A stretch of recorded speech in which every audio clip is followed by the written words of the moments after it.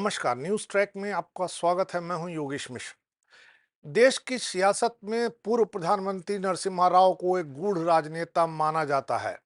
वे कोई किताब नहीं पढ़ते थे, केवल पांडुलिपियां पढ़ा करते थे। उन्होंने कांग्रेस की अल्पमत की सरकार पूरे 5 साल चलाकर दिखा दिया। अयोध्या के विवादित ढांचा कहे जाने वाली इमारत के जमींदोज होने में उनकी गूढ़ता के संदेश आज तक पढ़े जा रहे हैं। खैर, इस बात पर कभी आगे बात करेंगे। आज नरसिम्हा राव का जिक्र हमने महज इसलिए किया है क्योंकि उन्होंने एक समय बसपा सुप्रीमो मायावती को राजनीति का चमत्कार कहा था। उनके इस कहने में दम भी था।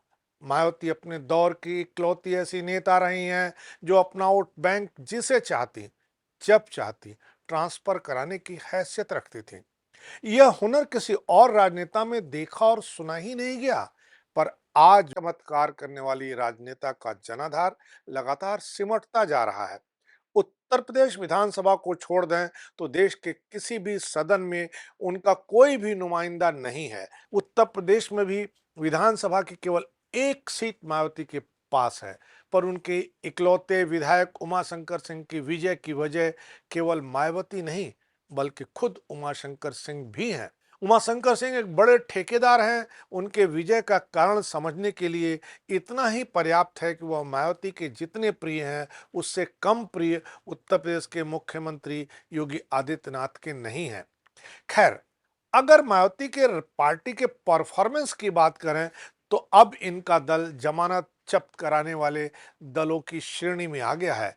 अभी हाल के दिल्ली के विधानसभा चुनाव के नतीजे बताते हैं कि मायावती सभी सीटों पर लड़ी, पर जमानत हर सीट पर जब्त कराई। केवल आधा फीसदी वोट उनके हाथ लग पाए, वह भी तब जब मायावती देश के सबसे बड़े सूबे की 4 बार मुख्यमंत्री रही हैं। उनकी पार्टी एक समय देश की राष्ट्रीय पार्टी मानी जाती थी। मायावती वह भाजपा, सपा, कांग्रेस सभी दलों के साथ मिलकर सियासी पारी खेल चुकी हैं। हर दल के साथ खेली गई पारी में उन्होंने हर दल से कुछ न कुछ ताकत अवशोषित की। तब जाकर वह स्पष्ट बहुमत की सरकार खड़ी कर सके। यही नहीं, इसके लिए उन्होंने अपनी सियासी चालों में भी कई बदलाव किए। मसलन तिलक तराजू और तलवार वाले अपने नारे को छोड़ा। उन्होंने पार्टी को बहुजन की पटरी से उतारकर सर्वजन के ट्रैक पर दौड़ाया। तिलक को गले लगाया। तिलक तराजू वाले स्लोगन को कुछ इस तरह बदल दिया और कहने लगी, ब्राह्मण शंख बजाएगा, हाथी दिल्ली जाएगा। पर अपनी बहुमत की सरकार के बाद से ही मायावती निस्तेज पड़ती चली गई। निस्तेज पड़ने का सिलसिला यहां तक पहुंचा कि आज लोग मायावती को भाजपा की बी टीम कहने लगे हैं।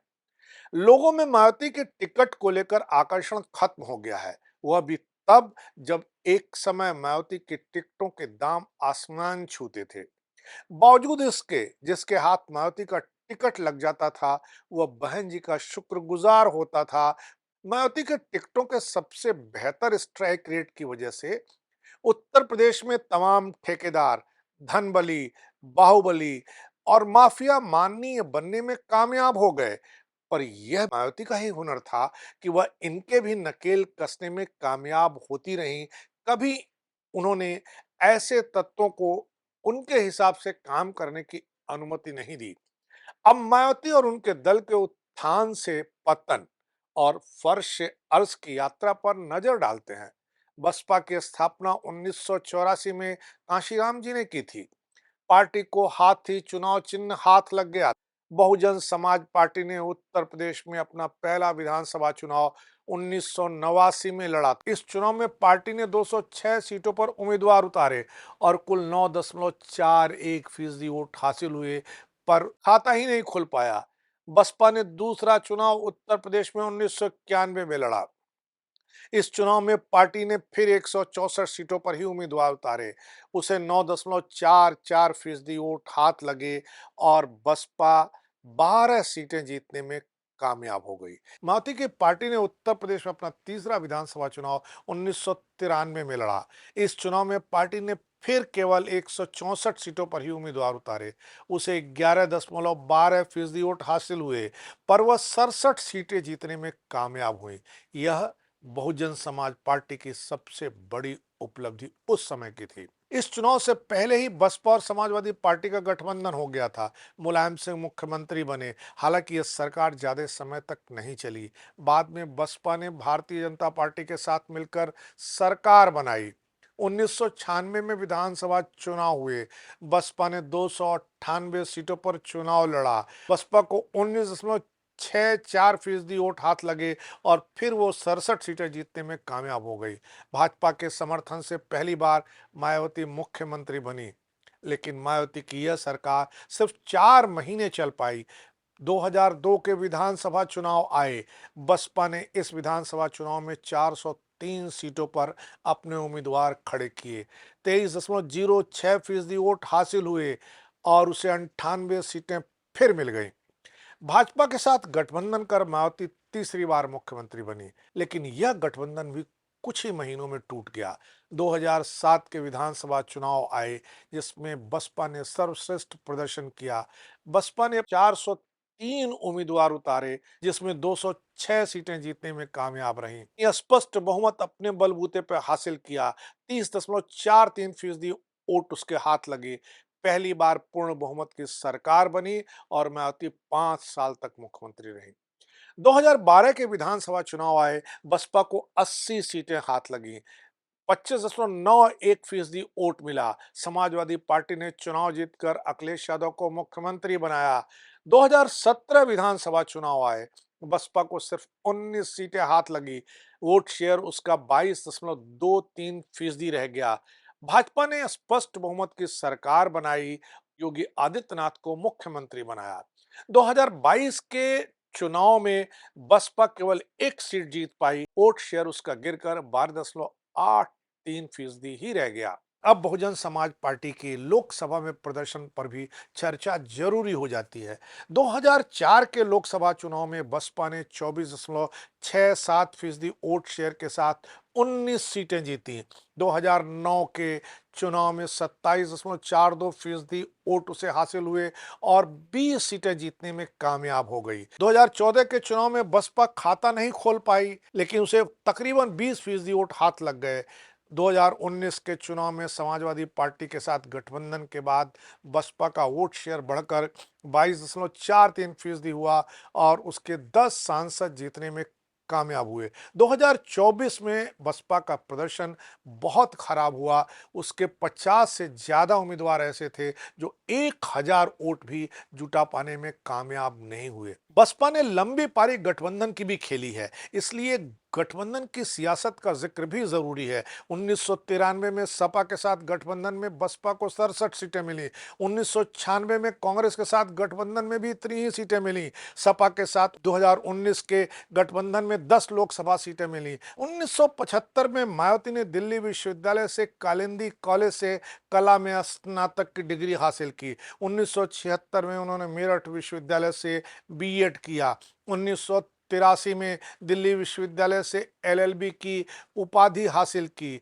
कांशीराम जी के संपर्क में आने के बाद मायावती ने राजनीति की डगर पकड़ी और राजनीति की राह चढ़ती चली गई। 1989 में मायावती पहली बार लोकसभा में पहुंचने में कामयाब हो गई थी। मायावती 4 बार उत्तर प्रदेश के मुख्यमंत्री रहीं। 3 बार वो गठबंधन की सरकारों के साथ मुख्यमंत्री रहीं। एक बार अपने बलबूते पर अस्पष्ट बहुमत की सरकार उन्होंने बनाया। उसी मायावती की आज यह हालत हो गई है कि वो अपनी पार्टी की नैया डूबती हुई देख रही हैं, पर कोई फैसला नहीं ले पा रही हैं। एक कदम आगे तो 2 कदम पीछे चलने पर मजबूर हो रही हैं। बात करते हैं 7 मई 2024 की, जब मायावती ने अपने भतीजे आकाश आनंद पर गाज गिरा दी थी। सीतापुर में दिए गए एक बयान के बाद उन्हें अपरिपक्व बताते हुए अपना उत्तराधिकारी बनाने का फैसला वापस ले लिया था। लेकिन 47 दिन बाद ही 2 जून 2024 को अपना फैसला पलटते हुए आकाश आनंद को उन्होंने फिर से अपना उत्तराधिकारी बना दिया। 2 मार्च 2025 को मायावती ने अपने भतीजे आकाश आनंद को पार्टी की सभी जिम्मेदारियों से हटा दिया और स्पष्ट किया कि कोई उनका उत्तराधिकारी नहीं होगा। कहा जा रहा है कि इस फैसले के बाद मायावती ने व्यक्तिगत नियंत्रण को और मजबूत करने की कोशिश में अपने कदम बढ़ाए हैं। पर आकाश आनंद पर गिरी गाज यह बताती है कि पार्टी के अंदर सब कुछ ठीक नहीं चल रहा है।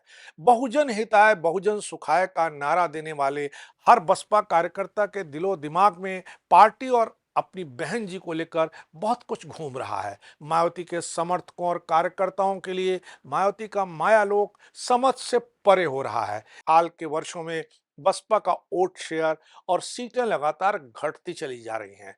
पार्टी को अपनी रणनीति, नेतृत्व और संगठनात्मक ढांचे में सुधार की जरूरत है। दलित वोट बैंक में सेंध और अन्य पार्टियों के उभरते प्रभाव को देखते हुए बसपा के लिए अपने आधार को पुनः स्थापित करना चुनौतीपूर्ण है। भाजपा के प्रति मायावती का नरम रुख पार्टी के नेताओं को पसंद नहीं आ रहा है, जिससे मुस्लिम नेता बसपा का साथ छोड़ रहे हैं। अब यह भी कहा जाता है कि वो अपने नेताओं और कार्यकर्ताओं के साथ संवाद नहीं करती हैं, जिससे पार्टी का जनाधार लगातार घट रहा है। मायावती ने लोकसभा चुनाव में अकेले चुनाव लड़ने की योजना बनाई है, जिससे यह संकेत मिलता है कि वे किसी गठबंधन के बजाय अपने दम पर चुनावी वैतरणी पार करने की कोशिश करेंगी। लेकिन इससे पहले मायावती को आगामी विधानसभा चुनाव में भी उतरना ही होगा। विधानसभा चुनाव के लिहाज से उनकी कोई बड़ी तैयारी दिख नहीं रही है, लेकिन बसपा के वोटरों, मायावती के प्रशंसकों और राजनीतिक विश्लेषकों को मायावती इस दिशा में कुछ करती हुई दिख नहीं रही हैं। उनके हर फैसले में अनिश्चय और भय पढ़ा जा सकता है। वह सहमी से दिखने लगी हैं। आयरन लेडी वाली मायावती जाने कहां चली गई। एक ऐसे समय जब मायावती को अपने वोट बैंक को एक बार फिर सहेजना है, सबकी नजरें मायावती के वोट बैंक पर ही हैं। दलित हितों की सियासत करने वाले चंद्रशेखर रावण का आविर्भाव हो चुका है। चंद्रशेखर रावण जिस दलित राजनीति को लेकर इमर्ज हो रहे हैं, वह मायावती की सियासत से एकदम उलट है। मायावती केवल रैलियों के मार्फत दलितों को संबोधित करती हैं, किसी दलित से मिलती जुलती नहीं है, उनके सुख दुख में शरीक नहीं होती हैं। चंद्रशेखर रावण इसके ठीक उलट संवाद करते हैं, लोगों के बीच जाकर के सियासत करते हैं। ऐसे में मायावती को अपने पुराने राजनीतिक रंग ढंग को बदलना होगा। एक कमरे के एकांत से निकलकर अपने मतदाताओं के बीच जाना होगा, मतदाताओं के सुख दुख का भागी बनना होगा। सहमी डरी मायावती का मुलम्मा उतार फेंकना होगा। ऐसे में मायावती के प्रशंसकों और मतदाताओं को भी यह उम्मीद जगनी स्वाभाविक है कि उनकी बहन जी उनकी पार्टी को खड़ा करने के लिए, मिशन को बनाए रखने के लिए खुद में कितना परिवर्तन करती हैं। राजनीतिक पंडित और दूसरे पॉलिटिकल पार्टी के लोग इस बात को लेकर मुतमईन हैं कि मायावती अब वॉकओवर दे चुकी हैं। वे इस बात का इंतजार कर रहे हैं कि आखिर मायावती के इस वॉकओवर देने का फायदा कौन उठाता है, मायावती के मतदाता किस ओर रुख करते हैं। ऐसे में अब यह देखना बहुत जरूरी हो जाता है कि मायावती अब किस तरह के फैसले लेंगी। उनके परिवार में जो कुछ चल रहा है, आकाश आनंद को लेकर के जो फैसले उन्होंने लिए, वे सब मायावती के बैकफुट पर रहने का जो संदेश है, उन सब को बदलने के लिए मायावती क्या करती हैं, कैसे वो अपनी पॉलिटिकल पार्टी को खड़ा करती हैं। उनके लोग, मायावती के विरोधी, मायावती के समर्थक और मतदाता सबके सबकी नज़र मायावती पर लगी हुई है। देखना है मायावती कोई फैसला लेकर के फिर से खड़ी होती हैं या वॉकओवर देते हुए अपने मतदाताओं को कहीं और जाने का एक खामोश संदेश देती हैं। इस बार इतना ही। अगली बार फिर मिलेंगे किसी नए सवाल पर नए ढंग से बात करने के लिए। तब तक के लिए नमस्कार।